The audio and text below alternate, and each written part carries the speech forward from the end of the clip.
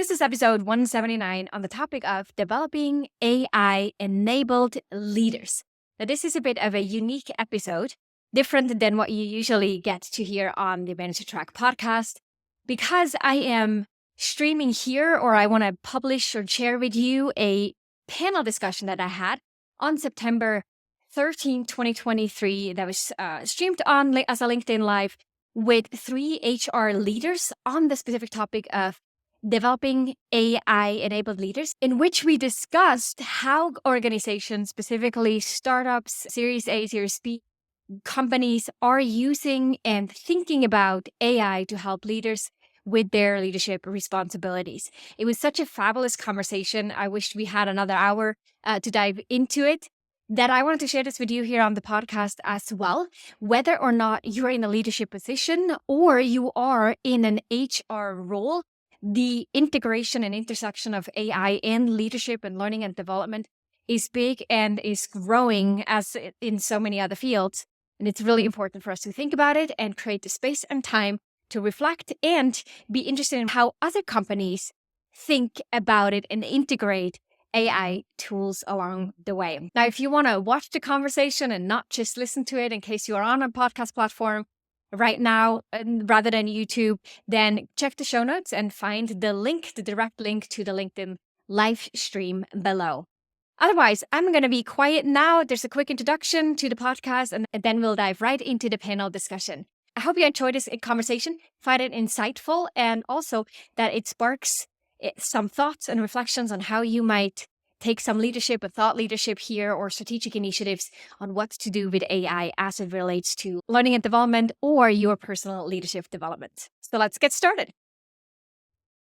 Here's the question. How do you successfully transition into your first official leadership role, build the confidence and competence to lead your team successfully, and establish yourself as a respected and trusted leader across the organization?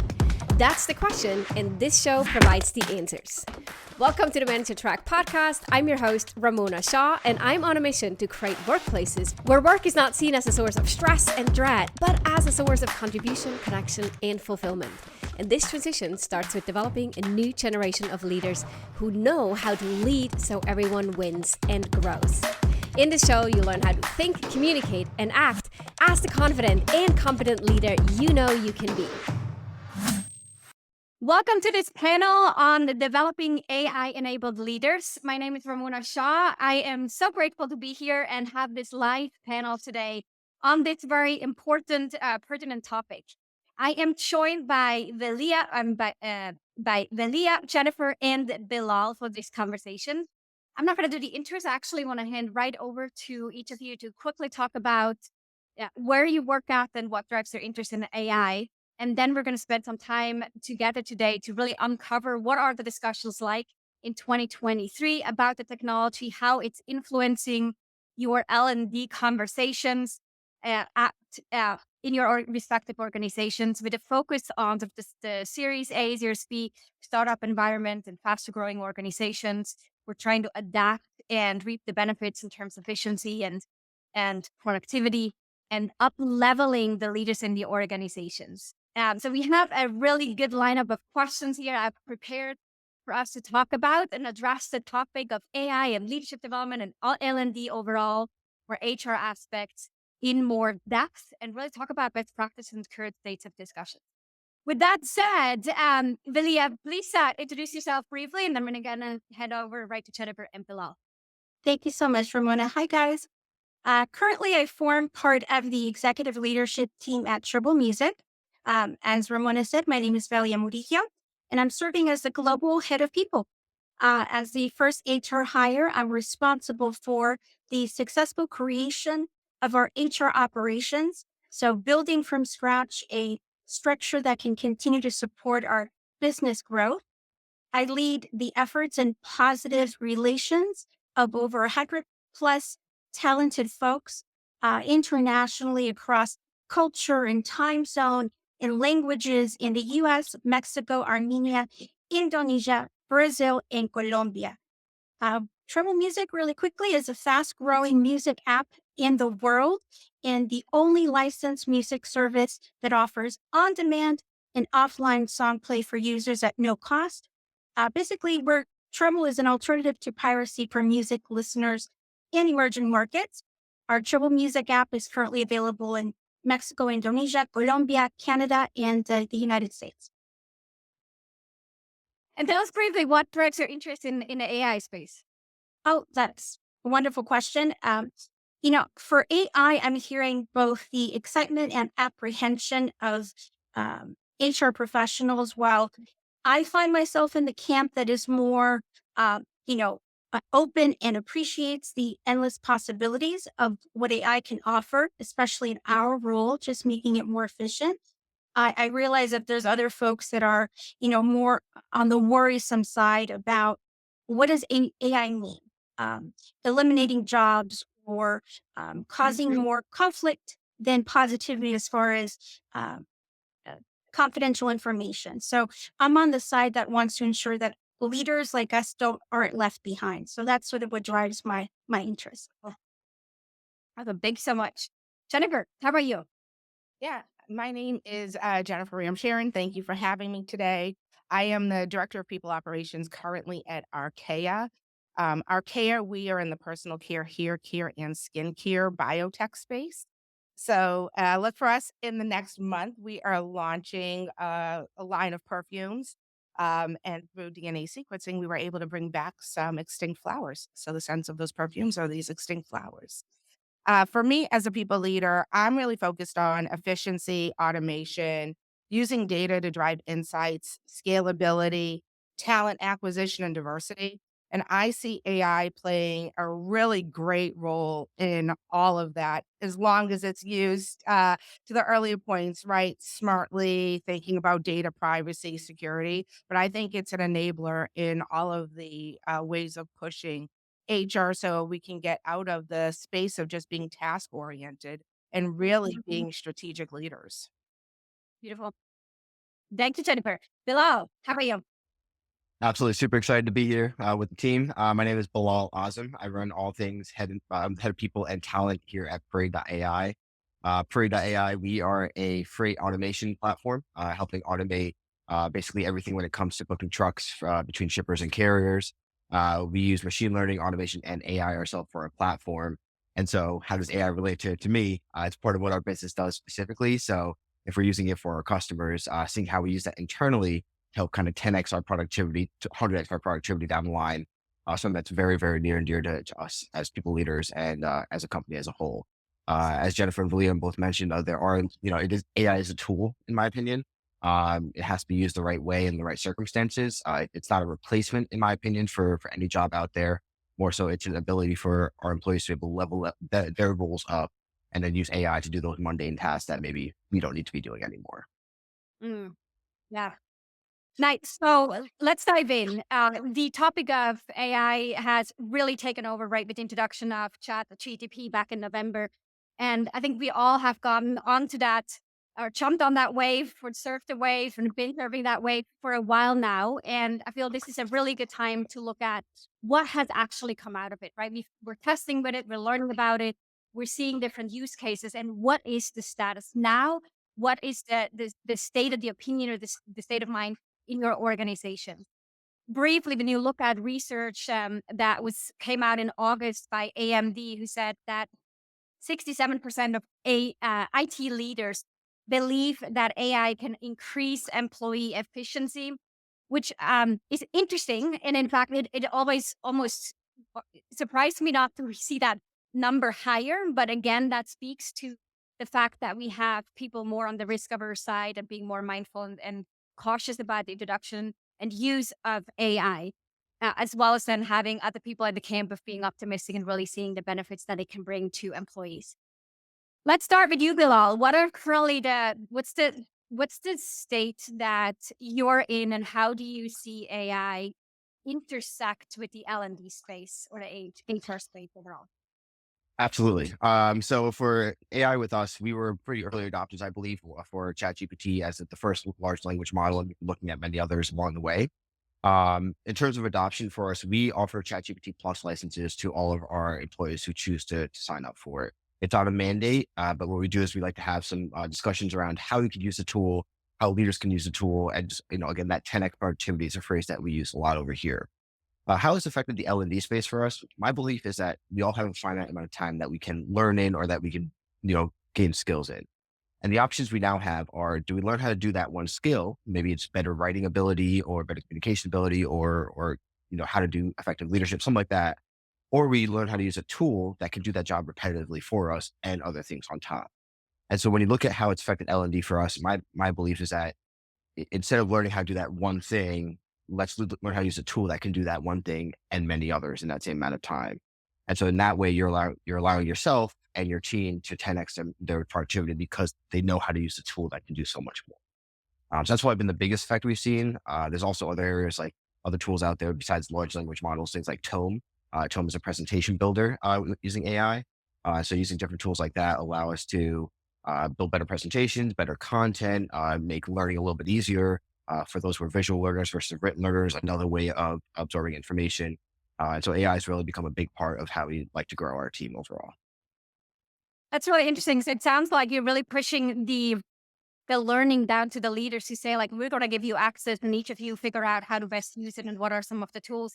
Is there a way for you to bring the conversation back together and have that knowledge transfer happening within the leaders in the organization?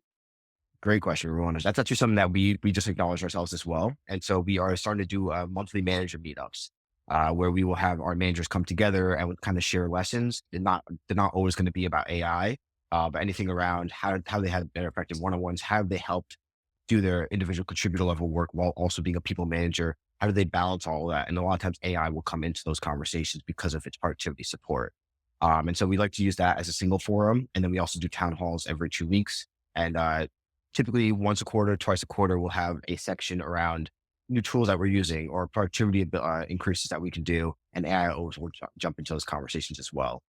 We also like to promote our individual contributors to talk to each other, not just people leaders on this level. But those are typically the two main forums we have to share information.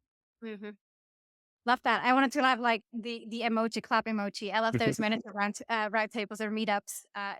Very cost efficient way, right? And to ensure that there's this community and knowledge exchange. Jennifer, let's hear from you. How is this working in your organization, or what's the state of the opinion on it? Yeah, I would say as a company, we have not really had the time to come together and really dig into this conversation, right? Being a Series A, getting ready to launch a product. So we have not really defined what is AI and AI tools look for us, especially when thinking about data security and privacy. So we have not adopted it as a whole, but as a people operations team, we've started to look into how it could help us, specifically on L&D with like that continuous learning. So I've started to use it a little bit with course recommendations or putting together templates for how those continuous feedback conversations could happen. And then the goal will be to see how relevant the information we're receiving from that is. And then working with our legal counsel to really kind of put in some parameters in place. So we're a little bit behind the curve in company wide adoption. I would say the area that we have adopted it the most is probably more on the talent acquisition recruiting side with Mhm. Chat GPT and People GPT, which has come out for more job description, templatizing, using it to ensure we don't have biased language, right? Using it kind of as our bias slash gender decoder. So that's probably the area we've been the most successful in adopting it. Yeah, very interesting. Um, Velia, let's go to you. What is it like at Trebel? I'm sort of, I guess I'm more like Jennifer in the sense that we are still a startup company. We're, like I mentioned, we're 100 plus employees, distributed all over the map, and so our focus has been on making sure our teams are well taken care of. We have taken advantage of, just like Murillo with this company, sort of fast adopters into our product. As I mentioned, we are a music application. And so how best to utilize a version of Chat GPT is to have our own interactive Trebel icon that allows our users to interact and ask questions, all related around music, building music playlists, saving you time around themes and concepts to build a playlist. But as an HR professional, I'm not going to wait for my team to give me the green light. Okay, we need to prepare for. So what have I done? Just like Bill and Jennifer, I've taken advantage of the free version of Chat GPT. I have logged in on my spare time, and I have safely picked out 1 or 2 or 3 administrative tasks that I'm not scared I will be giving out confidential information. So I've tested out Chat GPT. A couple of examples have been job descriptions. I'm not full blown ready to utilize ChatGPT to make recruiting assessments and interviews for me or things of that nature, but I am ready to gain back a little bit of my time. Let's build some job descriptions on ChatGPT. But I always do it with caution, right? A rule of thumb for me is don't utilize the first version that's generated by ChatGPT. I'm going to take it and make that my draft. I'm going to read it, edit it, play with it, make it my own. I may then decide, okay, this doesn't work. I'm going to toss it, but it was good practice. Another thing besides job descriptions that I've been practicing with ChatGPT is building out questions, right? So I know my job description, I know the role, but let me refresh my plethora of questions, and let me ask ChatGPT, taking into consideration this job description that you just helped me create. Let's build a first round of interview questions, and then I kind of sift through them and pick those out.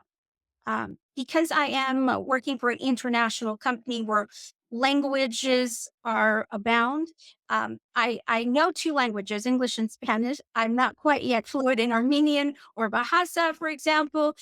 So I have tried to take some of my documentation, maybe some welcome messages, maybe a brief paragraph in the employee handbook.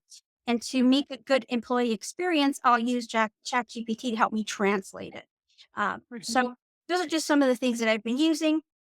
I know my team will appreciate them. They may not know, but I'm always very forthcoming. Okay, this is version number 2 of ChatGPT with my flavor sprinkled on top. And so I'm able to get simple things out a lot faster. I gain a little extra time for my day. Mm-hmm. Yeah. Nice. So with that, let's paint a picture forward, or let's have look at the next 12 months with that in mind, with that time horizon in mind. Talk about 2 specific things. One, how do you think leaders will adapt AI tools in a different range, or how would you like them to adapt and play and experiment with AI tools for them to help them and get support in their leadership related responsibility? And then 2, as a second part to that question, uh, how do you believe AI will influence the L&D or leadership development space going forward? Where do you see that potential, and what specifically is your interest in that? Let's start with that first question here. Jennifer, in which ways do you think that AI tools can support leaders in their day-to-day leadership related responsibilities? No, I mean, I think it's a great question. I think, when we think about the employee life cycle, I can see AI playing a role right from the beginning. So we've talked a lot about hiring and recruitment, but it's also using it for that onboarding experience. Some of the conversations that I have been having is that if we adopt this a little sooner and use it as part of our employee life cycle, I think our leaders are set up for success when it comes to managing their teams. They're able to create these individualized career paths and use it for continuous feedback. And if we're being honest, right, that's probably one of the areas we talk about a lot as leaders. Are we giving enough feedback and at the right intervals? And so even during my time of learning more about Chat GPT and going into the functions of it and what it can do, it really can enable that feedback right loop at the beginning stage, day 1 for a new employee. So not only does that enhance and enable a leader to really make sure that they are connecting with their team, but it's going to allow them to help really grow and upskill and up-level their team faster, which in turn, as a leader, helps upskill and up-level us faster. So for me, when I think about it, I really think about let's get it right in the beginning. Let's make it part of this life cycle, and make it part of the journey, not only for our leaders, but for everybody in the team. Mhm. So just that you mentioned the feedback, I think there's huge potential in changing the feedback loop or the feedback cycles, moving away from the very structured, qualitative performance or annual performance reviews to use AI for a lot faster and quicker turnaround. That's can be immediately implemented as well. Bilal, what is the where is your head at on this? I believe so. Again, AI is a tool, right? And like Jennifer and Velia both have mentioned, it is something that has to be used with some caution because you don't want to put anything proprietary on there. All of it is, their information, what you put onto their platforms. So I believe that for anything that is repetitive, that's where AI can really come in and shape how a people leader can do their jobs. And what I mean by that, we talk about job description, we talk about interview plan, we talk about performance feedback, we talk about onboarding. All of these things are great examples where these are things you're going to continuously do as your team develops, as you have attrition, as you have, sure, whatever that might be. You have to get better and better every single time. And so for me, AI has been a great tool for kind of gap analysis, saying, hey, here's our plan today, keeping it general, no proprietary information. But then from there saying, what are we missing, right? What is something that could help enhance the employee experience and the employee onboarding? What could attract better people, more diverse talent to our platform? And so just using it as an iteration tool is probably where I see the most support because we don't know what we don't know until we do it. And so AI can be that kind of, it knows sometimes what we might not realize and bring us to that next level without having to make the mistake ourselves. So I think to me, that's probably the biggest fit for it is getting rid of the repetition tools and then doing the gap analysis to iterate pretty quickly. Mhm. Nice. Uh, Lydia, how about you? These are such great ideas and great implementations. And I'm taking note, guys. I hope you don't mind. I might feel some of these myself. Yep. But one thing I would like to try to utilize Chat GPT and make the most out of it is, as we all know, managers are middle managers, especially, are super important for the retention of employees. And because, again, speaking of my experience in my company, we're an international organization and cultures sometimes are different in the way we hear a message, tones and wording and language. I'd love to figure out how to utilize existing ChatGPT, or we have a talented group of engineers in our media that we're proud of that, if time allows, speak with them about ideas how we can build our own proprietary tool, to build out coaching mechanisms for our managers. So come up with scenarios, right? So we won't use real names of people or places, but we can come up with scenarios and practice role play, and make some give opportunity to ask managers to, okay, if I'm not available, I'm always available 24/7, but if I'm not available, plant a scenario in ChatGPT, very generic, um, and plant the scenario that you're facing right now and ask ChatGPT to be brief and concise, because we know ChatGPT will go on and on for like 1,200 lines, and just give me examples of how I can best approach this subject matter, how I can give feedback, how I can, talk about positive or negative reviews. So basically, a coaching mechanism. I think playing out role play, it would be great. Hmm. Another, my apologies, another way I can think of is thinking about HR's constantly repetitive slew of questions that come our way is also maybe again proprietary, but build out our FAQs, the most popular FAQs in all parts of the world we're in, for example, and make those translations and have them ready for day one of someone's arrival. So those are just two areas that I think thinking outside the box, both employee and manager in development. Yeah. All of them such great little tips and ways that you've experimented with that are so easy to implement and try out. So thank you for sharing this. Now, for part B of that question, how does it influence, or what do you see the future like in that intersection of AI and L&D, HR, leadership development? If we dream big and we look at the real ability to personalize, leverage mass amounts of data to create and optimize experiences, learning experiences, these coaching opportunities that we might see. Dreaming big. If we were to speak again 12 months from now, September 2024, what do you wish you would see or hope to explore further in that time frame? And let's, Bilal, let's go back to you. I'm curious to hear where you see that going or hope to see that going. All right. So ideal state in 12 months, where do you want to be with AI? That's a great question. I think it can go a lot of different ways.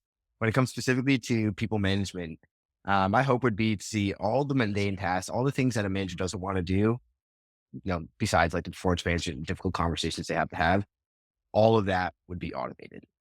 Now that is a dream state. I don't think the AI like technology is ready yet, nor do I think adoption is going to be that quick.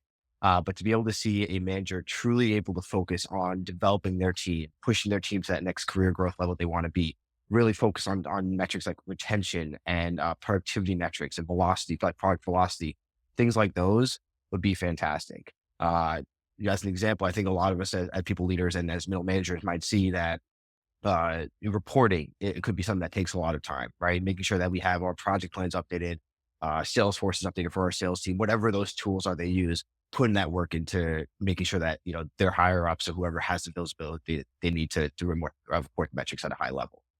If AI can take over those type of things, whether it's Chat GPT using Zapier to integrate with Salesforce into a dashboard or whatever that might be, allowing those connections to happen and to read that data in a safe and secure way would be fantastic, because then the team, that's hours a week that someone probably is using to update all these different data sources. If that's gone, that's time spent back into your one-on-ones, back into your personal L&D development, back into, personal individual contributor work, or learning more about AI tools that can help you automate more and more. And so to be able to take AI as a kind of like your assistant, and let it do the things that, you can trust your assistant to do versus you have to do, that would be an ideal state, I think. Mm-hmm. It's interesting that you highlight this, right? Because I think some of the risk or concerns would be that people have is that AI will take over or automate what's the human part of it, of leadership. And you're actually saying, no, we want to automate what is not the human part so that leaders can actually double down on the human aspect of it and really strengthen the relationships, dive deeper into the specific career goals or growth goals that the individual has, and tailor their experience of the employee life cycle even further to the person in front of them or on their team. 100%. They say that people don't leave jobs, they leave managers, right? And so if we give our managers more time to go focus on their people, obviously, that equation right there means that you hopefully have higher retention, and higher retention typically means better product velocity. And so let's give our humans time to be humans. Is really the goal I look forward to. So yeah, great call out. Love that. Velia, how is it for you?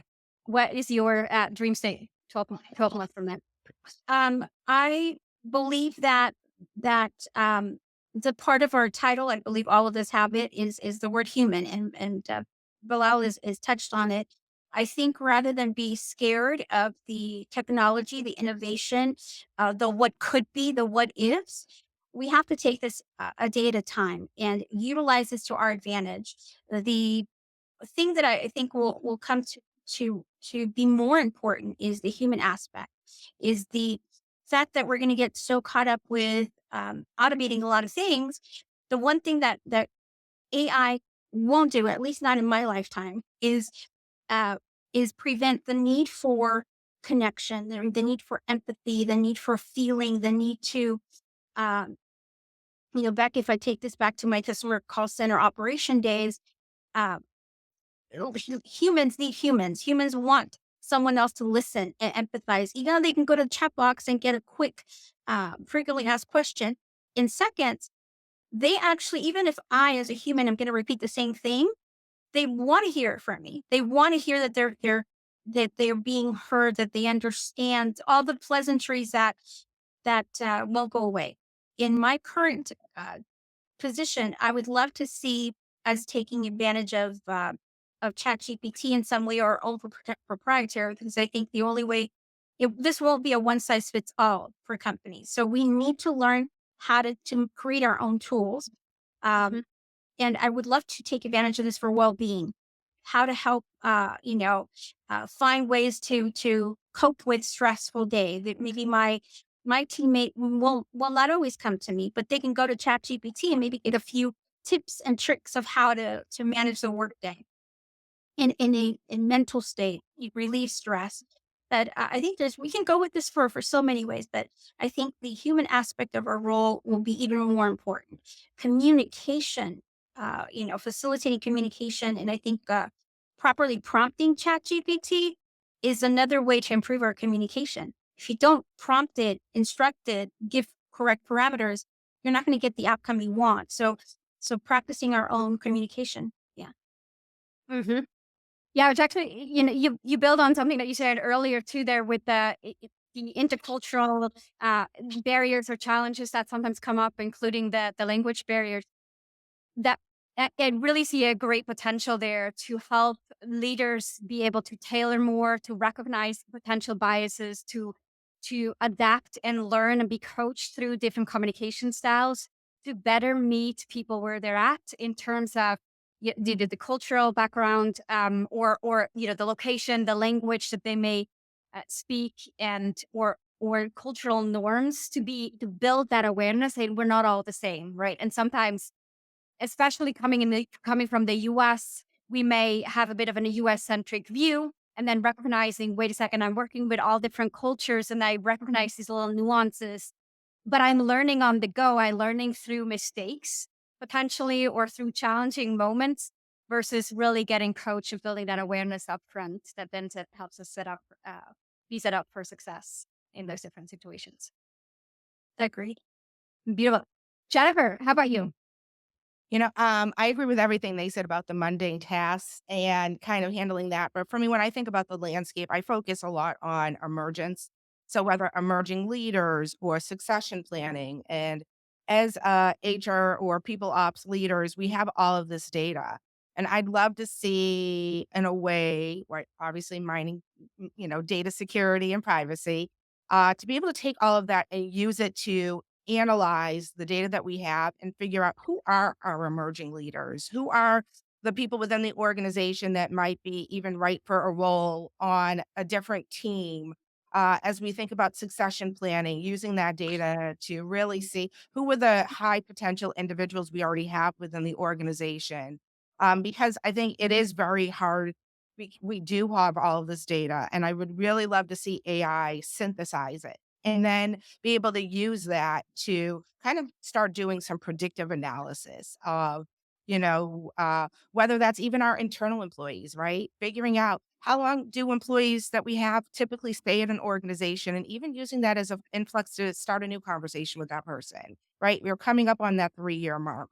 What does that future look like for you? So I'd love to see AI start to help with that future and emerging trends conversations. Can I ask a follow-up question here? When you say we have this vast amount of data, right, that we could use to dive deeper into the analytical part, can you give us some examples of specific data that you find interesting that you're already collecting or intend to collect? Yeah, I mean, some of the data that we use, right? We have our performance management tools and the data that comes out of there. We do a lot of skills and gaps assessments. So we have a lot of the data there. Our team does coaching. So there's data that we get back from those coaching sessions.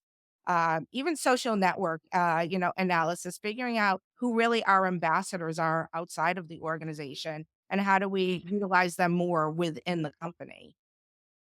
Mm-hmm. Nice. Bilal and Velia, any comments here or anything to add on on the predictive index or analytical part, uh, or how that intersects with AI? That's a great call from Jennifer, I believe, when it comes to the we have so much data, right? I think every company has vast amounts of data. There's so many databases for sales tools and CX platforms and people platforms, engineering, there's just data everywhere, right? And the reality is that data sits there until we have have a way of analyzing it to help with productivity, or for the people function, for retention, or for sales, how to target your audience better, for CX, how to minimize churn. And so using AI, that's a fantastic idea to say, here's the data. Now, again, we have to figure out a way to keep that secure to the team, right? That's proprietary. But here's the data. What trends are you seeing? What are we missing?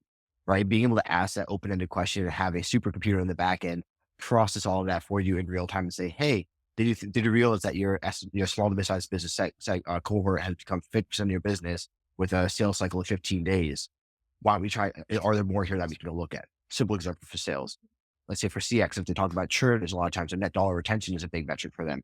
Hey, have you noticed that enterprise customers or this type of customer base is the most at risk?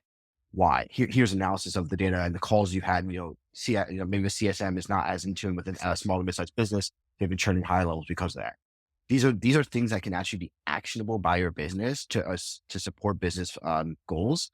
And it's just something that takes so much time, and honestly, a very high quality individual who understands SQL and data analytics and Python and R and all these different like high level tools and languages to be able to do that analysis for you.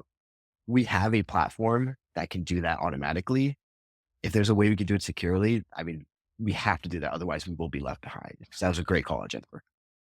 And then to add to that, how do you monitor that progress, right? Because that takes a whole different team of people to do that. So if we're able to utilize that tool for the emerging part and then the monitoring, it really would revolutionize our day-to-days and our leaders' day-to-days. Yeah. How do you I put AI into like your normal function versus making another thing to go look at? It's pretty interesting, guys. You bring that up because when Jennifer, Billy, you guys started talking about data, I thought of the one thing that I love, but that is always very time consuming is employee surveys, right? Satisfaction surveys, employee net promoter scores.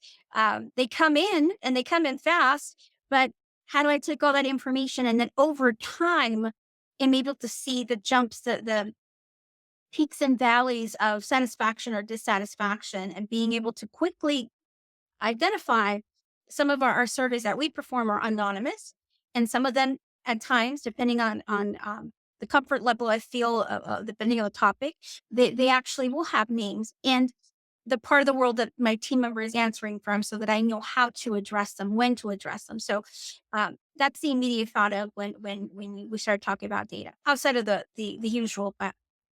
Employee surveys, I mean, satisfaction is key. So, Great call out. Mhm. Yeah, and as a from my perspective as a coach and leadership development consultant, I find that really interesting too, to see what can we do proactively in terms of both identifying breakdowns and collaborations, potential conflict on the horizon by looking at interactions, by looking at um, communication that happens between different teams or between different people, as well as what is the data that AI can learn from to then identify who are the high potentials, or like you were saying there, the ambassadors of the organization, who are the ones with the skill set that would fit what we're looking for a specific role in the future based on that job profile or strength profile, skill profile required, and then being able to use the data to get us a head start in identifying both the downside risks as well as the upside potential. right now, Yeah. some of the finding the talent within our talent, right? So I think of the times where we're trying to rediscover, get to know our employees again. They've been with us for a long time, years, and getting to know them again. It's almost getting to court them again. We have to do those, set up the scheduled one-on-ones, think about the questions, figure out the right time zone differences, and with something that we can think of and create through AI, it's the opportunities to improve that are endless. Mhm. Yeah, so we'll see in 12 months where we land. We will be part of the conversation. And then probably even paint an the bigger picture and vision for the subsequent 12 months. Now, as we're wrapping up, I do want to talk about the risks and concerns that we may have or we've heard or are being engaged with in conversations around AI and introduction of AI into the HR field, including as at L&D. What are some of the concerns that have come up? And I'll leave it open for whoever wants to jump in and speak first. I'll quickly jump in there, guys. I know in our world, and really, I think every major industry is highly regulated, some more than others. So I think one of the things to watch out for because who knows what will happen in 12 months, but I can predict some state regulations, maybe consideration by the federal governments or representatives creating bills and passing them to govern how far and how risky AI is going to get. Just like privacy, data security, it's going to be a little messy. And if we're in my case, I have to think about Mexico, Armenia, and all these other countries.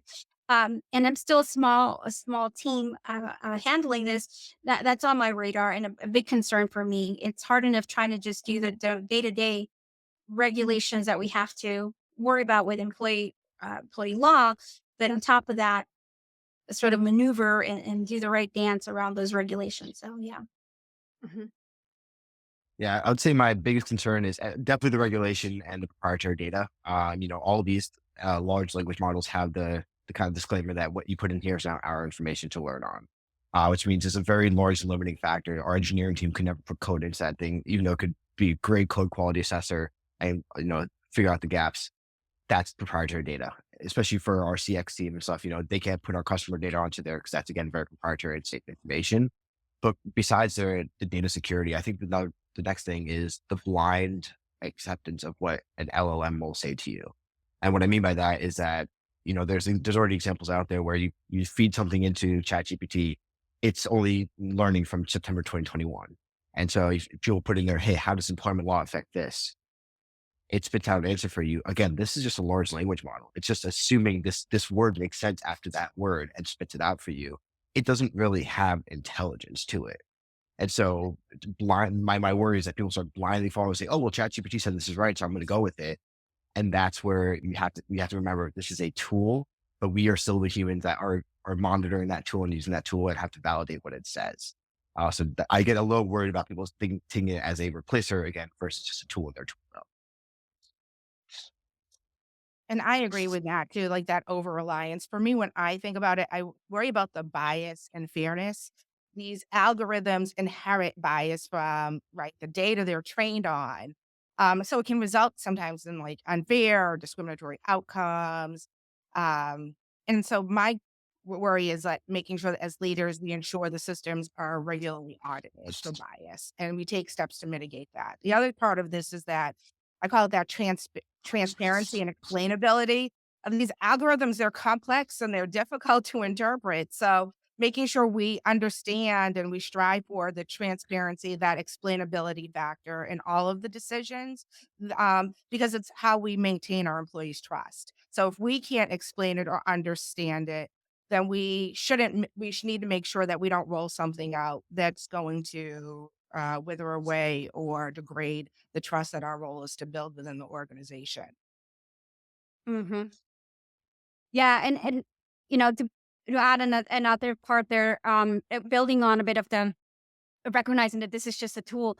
I think one of the challenges that I see with a lot of the tools that come out in the coaching space, specifically that use some kind of tools, a chat box to have interactions or to give suggestions, or people that I work with who say, "Oh, I put that question into ChatGPT or into whatever tool that they're using to then see what the output would be," and actually was great. And I think that over reliance on it, where we actually diminish our ability to develop critical thinking and that human aspect that we actually want to hone in more, where we rely just too much and also pass on some of the accountability to any of those tools.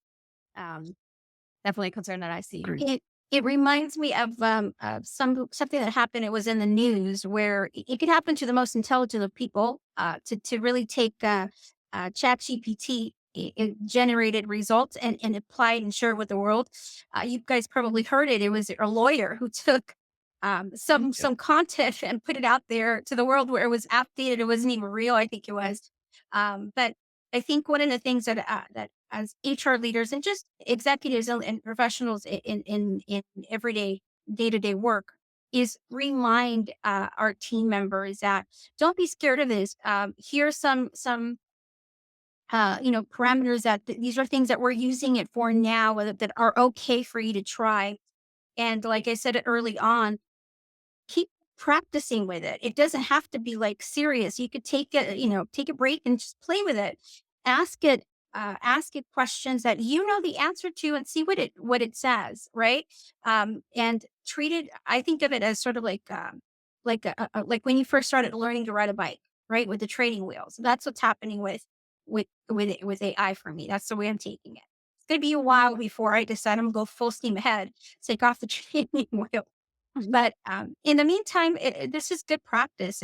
There's I'm not gonna be scared of it, but I need to know, as to Jennifer's point, I need to know what I'm talking about. So I need to see the good and the bad and the ugly of this tool and innovation and figure it out as I want to grow with it. I don't want to be, like I said before, I don't want to be left behind. I have to stay abreast of what's going on. Yeah, totally. And also not with blinders on. Uh, as we're coming to the close of this panel conversation, which I so enjoyed, and I think we could probably spend another hour on these topics. But I want to quickly open up. Is there anything that you wished we had talked about, or you think is relevant for this conversation that we haven't yet touched on? I would just say, Go for it, Jennifer. no, I was just going to say, reminding leaders to make sure they're educating and training themselves over and over. This is not going to be a quick sprint. This is a journey with AI. And so taking courses, whether Coursera or edX, and utilizing that and understanding AI, not just from the people operations or HR lens, but understanding it from the business lens is going to be huge in ensuring that you get the right adoption within your company. There's also a couple of good books that I recommend for people when they ask me about it. There's one called AI for HR. It's by Ben Eubanks, that use AI to build a successful workforce, and then Human Plus Machine by Paul Daugherty and James Wilson. And it's kind of reimagining the workplace in the age of AI. And so it's talking about it from all lenses. And I think it's going to be important that we continuously have these conversations and continue the education process. Very nice. Jennifer, after our panel ends, would you drop those in the comments on LinkedIn? Yeah, of course. Awesome. Thank you. Velia or Bilal, any additional resources or comments as we wrap up?